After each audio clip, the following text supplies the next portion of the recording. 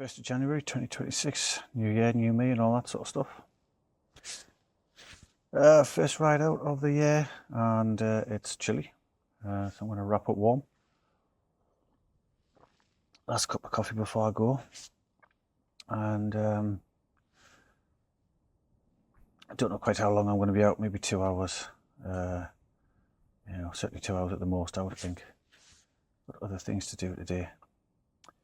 But it looks like it's going to be dry, which is great. Yeah, let's get on with getting fit for the Fred. What lessons have I learned from the Festive 500? I certainly need to up my mileage. And, it's not so much, well, it is about the cumulative mileage, but it's the single ride mileage as well that I need to work on. Off the bike stuff, absolutely.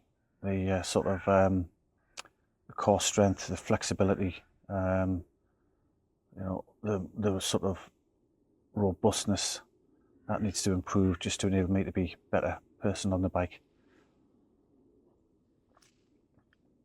It's very much country lanes around here, just a couple of miles out, and I'll be straight into the country lanes. Probably have a ride up the Derwent Reservoir, around the reservoir, revisit my old stomping ground, and then get on with the rest of the day.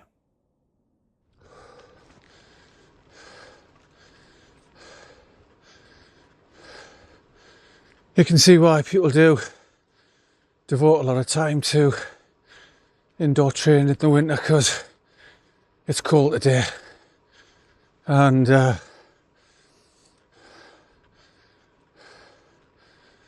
guess some people just don't fancy it.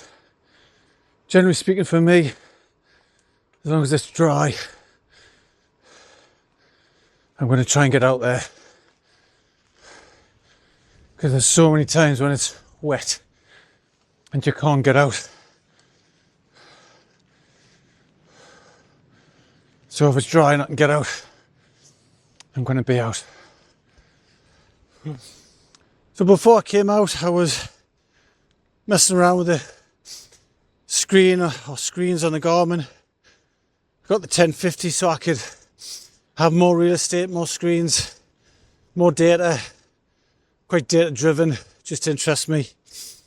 But when you're out and about, you realise that some things don't work for you, or they're just not that relevant, or they're too difficult to see and take on board. So I'll keep refining that and see where that takes me.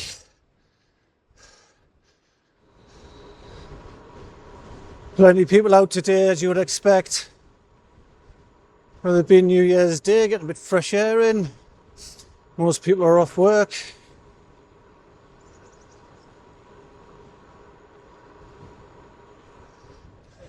So on my Garmin screen at the moment, it's half map, half data. I've got a little plug-in, I think you call them, from the Garmin IQ store. It gives me 7 fields, I guess, from the left. Small but big enough to read. Distance, currently 5 miles. Current gradient. Just had a distance alert come up there. Happy days. 1.3 current gradient. Average speed 9.6. Then bottom left, calories burned, time, as in the current time, that's important to me. And then altitude gained, bottom right. And there is also a heart rate bar across the middle, which tells me I'm top of zone 2 at the moment, bottom of zone 3. I've then got my gear that I'm in. I'm on 1x, so I've only got the rear shown. That's really important to me. Just changed that today. I had the wind direction there, but I didn't really see the point of it, because if it's windy, it's windy. If the wind's blowing, the wind's blowing. It's just what it is. And then bottom right, and the bigger sort of panel there, I've got training effect, which First time I've had that there. I'm not sure I'm going to keep that. So that's the sort of, that's one screen. And the other screen, is a bit of a duplication there, I suppose. But I've got heart rate, current, average and max. Battery gears, which is important. I'm running SRAM wireless. Distance, elapsed time, ascent, rear gear again. Power, I need to change that power reading, but keep it power, and average speed. Climb Pro comes in when I hit a Garmin segment. Really like it. So yeah, happy with the current setup, but we'll continue to refine.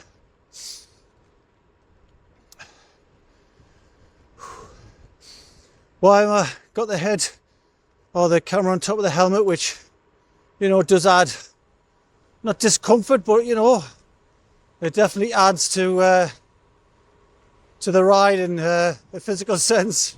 And I look stupid.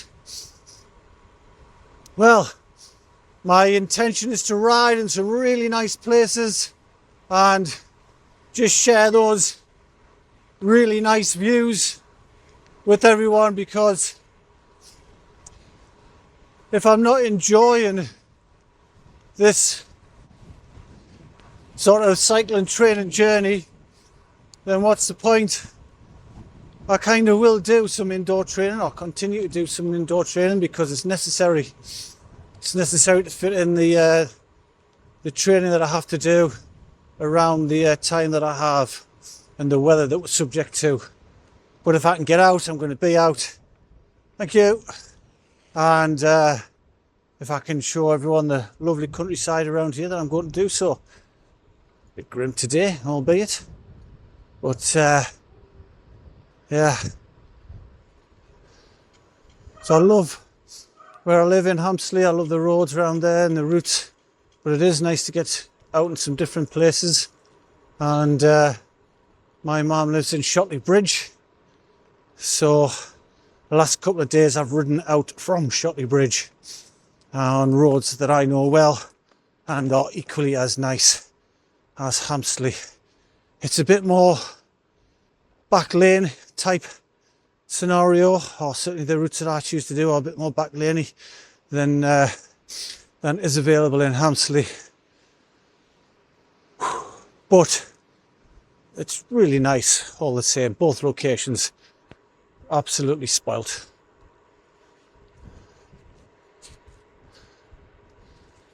Kit and equipment today, it's a mixture of Van Rysel. So I've got the Van Rysel, I think it's called the winter jacket on. Really quite cheap. I think it costs 36 quid, something like that. And I've got nothing to compare it with, really. But for 36 quid, I think it's awesome. I've also got the Van Rysel winter bibs on, which again were good value. Like them. Not sure I love them, but glad I've got them. We'll probably buy a pair of Gobic bibs, I think. I've got the Gobic long sleeve winter base layer, which I love, love, love, love. Big love. Picked that up from Hyped Bicycles in Durham. If any of you have seen Dave Rides Again, that's his place. The bike boutique, as I like to call it. Over the Gobic base layer, I've got a Spatz gilet, which I also really like. Over the Spatz gilet, I've got a Van Rysel long sleeve top on, which I also really like.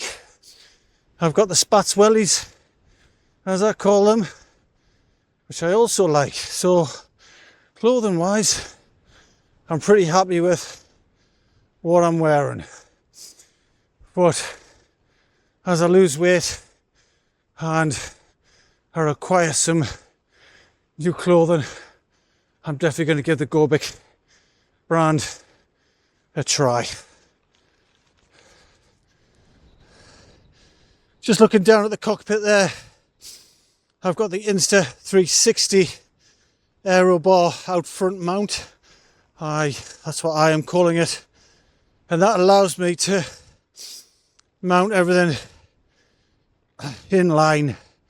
It's nice, neat and tidy. Probably can't see it there, but on the bottom I've got a Bookman light, which is cylindrical, I guess, long and thin. I bought it so I can obviously be seen in the day, but also see on the evenings when I'm out. And I did have some initial problems with it and communicated with Bookman. Did some fault finding, and although their initial communication back wasn't great, we got there in the end, and they very kindly sent me an additional unit, which is really good for long rides because it means I can have the unit on full brightness in the dark, which I find reassuring. I think it's 1500 lumens, it's really good. Whew. 10 mile in, it's windy, but I don't like the wind, but yeah, just sort of just spinning the wheels, just plodding around, and I'm good with that, no problem. One thing about this bike, so it's an aero gravel bike, and I'm not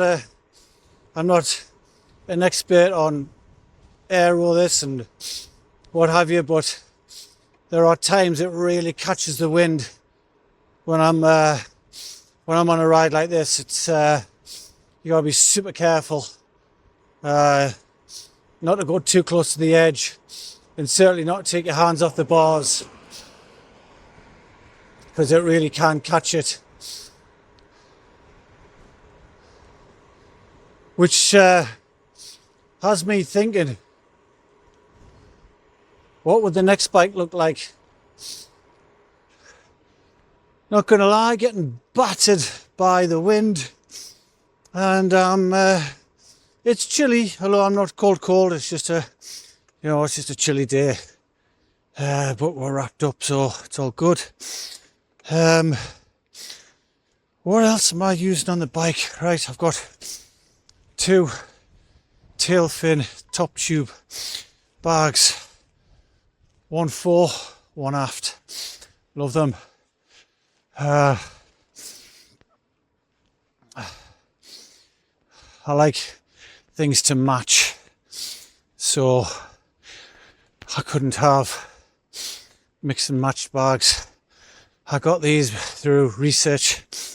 I like the way they sit on the bike and are less likely to scratch my second-hand carbon frame than more likely. I like the waterproofness of them. I like the zips, the flaps. I like the space. I just like them. So I've changed the viewing angle there. Now on the out front mount, just for your viewing pleasure. So I'm now just using Insta360 cameras. I just want it to be in one ecosystem. I think for editing and accessories, that's a better idea. Keeps it nice and simple where possible. I've used Insta360 cameras for years. It's so much nicer on this side of the reservoir today. In terms of the wind, good God. Whoo.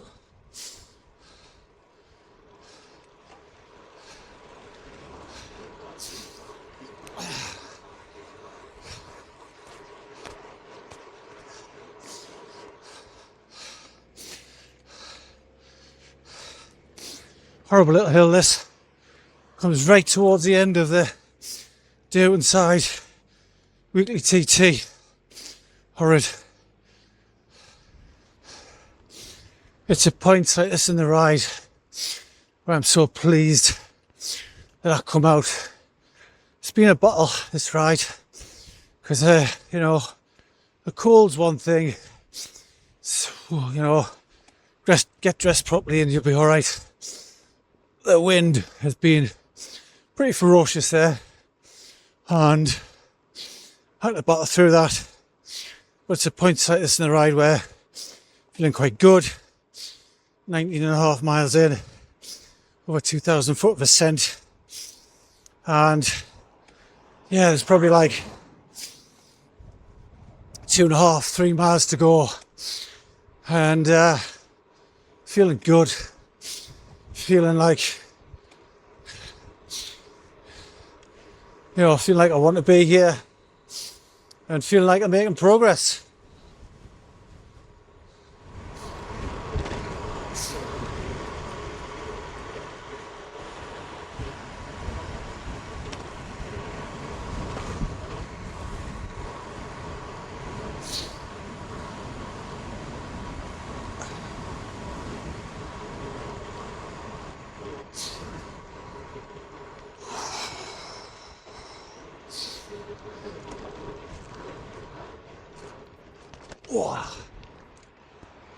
Okay then, so post-ride, ride one of God knows how many.